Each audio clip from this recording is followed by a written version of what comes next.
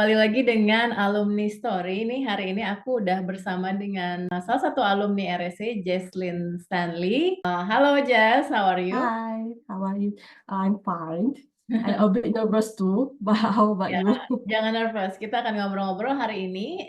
Mungkin Jesslyn bisa mulai dengan memperkenalkan diri dulu dan mungkin tinggalnya di mana, dulu kuliahnya apa, dan sekarang lagi kerja di mana. Silakan Jess. Oke, perkenalkan nama saya Jason Stanley. Walaupun nama saya sounds English, but I'm literally from Indonesia. Penempatan sih sekarang ini di Pekanbaru ya. Kemudian sedikit background dari saya. Dulunya kuliah di Malaysia, majoring accounting and finance. And after I graduate, I need to wait for 2 years before I mendapatkan pekerjaan di salah satu bank swasta. Ya, basically yang pekerjaan pertama itu cuma bisa bertahan 6 bulan. Kemudian saya merasa, oh kayaknya di pekerjaan pertama saya mental saya kurang nih gitu kan. Setelah mempersiapkan diri lah gitu istilahnya, saya mencari lagi pekerjaan kedua yang kebetulan di private bank juga, tapi cuma bertahan selama setahun. Dikarenakan saya merasa kayaknya stagnan nih sebagai sales and marketing, kayaknya progressive career-nya itu kurang cocok untuk saya. Apalagi sebagai saya yang lebih cocok ke support team. Maka dari itulah saya kelana mencari pekerjaan yang dirasa cocok gitu kan. Kemudian juga saya berpikir apakah saya harus mencari pekerjaan yang istilahnya yang hybrid ya kan, yang 2-3 tahun yang lalu kan lumayan istilahnya ada company culture yang mengimplement hybrid, so I want to experience it there, but then regrettably I need to wait for 2 years before I met RSA VA Bootcamp yang diselenggarakan di bulan Februari 2024. Ya, sebenarnya sebelum ketemu dari VA Bootcamp ini, sama 2 tahun employment itu tanpa sengaja sih ketemu di FYP di TikTok. Cuma awalnya bukan RSA, but then there is someone influencer who are already working as a virtual assistant. Mereka berkatakan ini loh benefitnya dari virtual assistant. But then what is virtual assistant? So I try to find in the website. I read some of the task. I feel like kok tasnya itu terlalu mudah, bukan dalam hal gimana, karena tools yang digunakan sudah saya gunakan waktu saya mulai dari SMA, ya misalnya ya Google Calendar, email, similar to that, and also Trello saya gunakan waktu saya sempat internship juga sebagai product management dulunya. Tapi saya ragu gini, ini scam nggak sih gitu loh, soalnya karena terlalu mudah pekerjaannya. I just let it flow until I meet RSA TikTok, dia FYP di TikTok aku. Iya, iya, iya. Nanti Jadi, kita lanjut ke ngobrol itu ya. Mungkin kita mundur dulu ke banyak dari teman-teman itu kayak bingung sebenarnya aku tuh sukanya apa sih? Sebenarnya aku tuh pengen kerja di bidang apa sih? Kalaupun jadi VA itu aku fokusnya ke niche yang seperti apa sih? Nah, itu banyak yang bingung kayak gitu. Kemarin itu Jesslyn gimana sih taunya kalau kamu tuh emang suka di supporting? ya, itu mungkin karena dulu saya kan pengalaman dulunya sebagai sales and marketing. Saya merasa kalau saya sebagai hunter, istilahnya lah ya, kayak cari klien itu bukannya tidak bisa, tapi saya merasa tidak nyaman gitu. However, every time I'm doing something like membuat laporan lewat email, doing Zoom meeting, or something like preparing document to my boss, my manager, for example, or for my client, pekerjaan saya itu rapi gitu dan terarah gitu. Jadi makanya saya memikir, oh kayaknya saya lebih cocok ke support team atau enggak, karena dulu saya majoring accounting and finance, saya masih ada nih knowledge-nya gitu. Dan saya yakin saya punya skill yang detail oriented dalam hal hitung-hitung lah istilahnya begitu. Makanya dari situlah saya memikir, oh mending saya cari support team deh daripada saya merasa terbebani gitu di pekerjaan yang sebelumnya. Itu sih. Oke, oke, that's really good. Jadi begitu Jaslyn memutuskan kayak oke, aku pengen belajar nih untuk menjadi support ya, basically untuk belajar virtual assistant. Dirimu bertemu dengan Remote Skills Academy dan ikut belajar di VA Bootcamp di bulan Februari ya. Berarti baru-baru ini ya, Jas ya. Baru banget. Mungkin Jas bisa jelasin buat teman-teman yang lain yang pengen tahu VA Bootcamp tuh isinya apa aja sih? Yang dipelajarin apa aja? Yang VA Bootcamp yang saya ikuti kemarin itu literally beneran basic banget, yang zero knowledge about virtual assistant, kayak tentang perihal tasnya, yang basically ada yang doing email management, travel management, and then calendar management. something like managing something for the client so that they can work easier. Di situ juga ada pelajari basic project management, also like basic accounting, I guess. Not basic accounting, but basic bookkeeping. So like they literally showing you whatever task-task yang biasa dilakukan sama virtual assistant, but it's more toward like general rather than niche.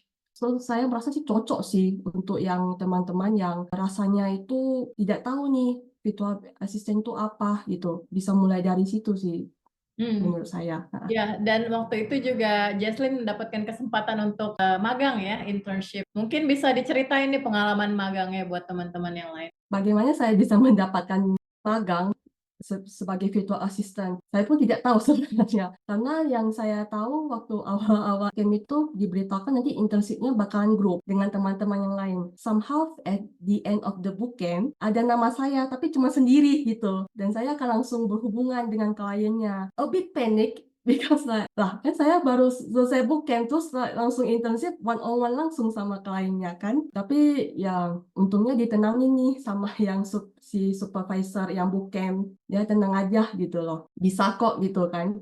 Okay, so I try.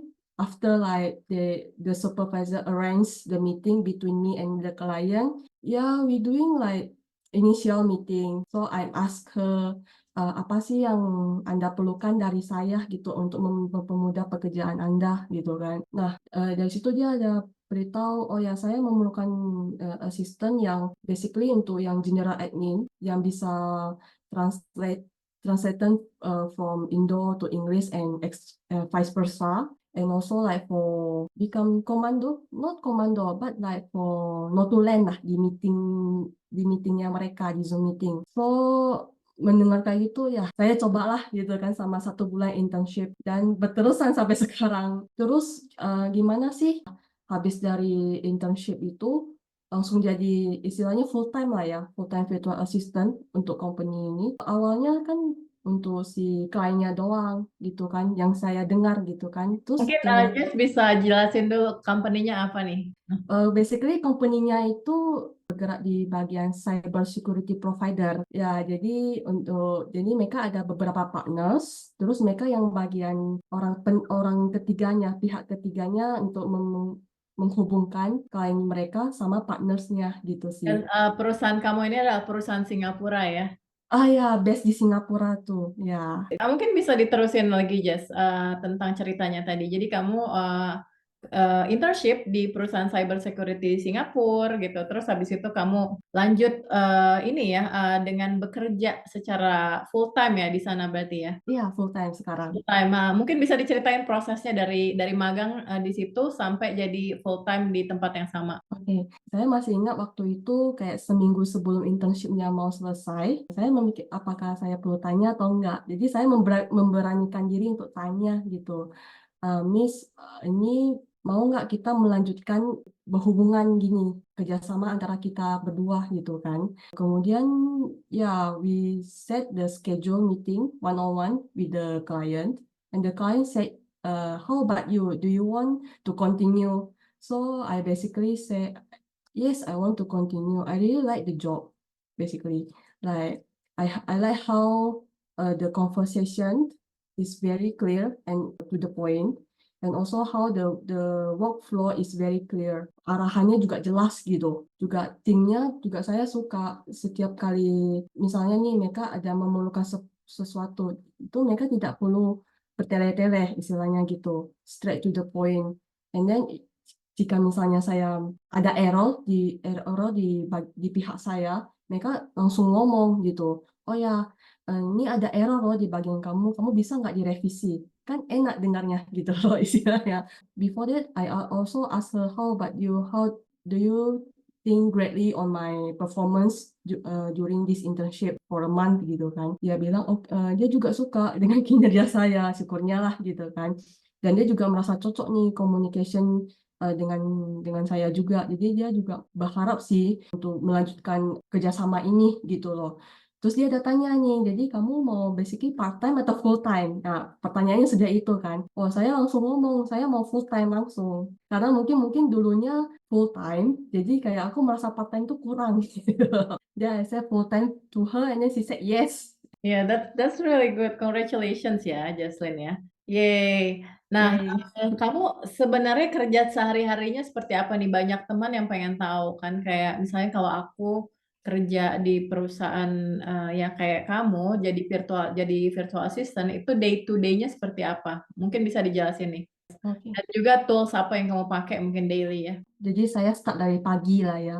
So morning I'm starting with the daily call with the sales team and also with the president too via Zoom meeting. And then I'm doing copywriting, I guess. Like basically reposting whatever partners posting on LinkedIn. So I'm using ChatGPT and then also using Asana. Asana is like project management tools also. Keep track whatever I wanted to post it for the day.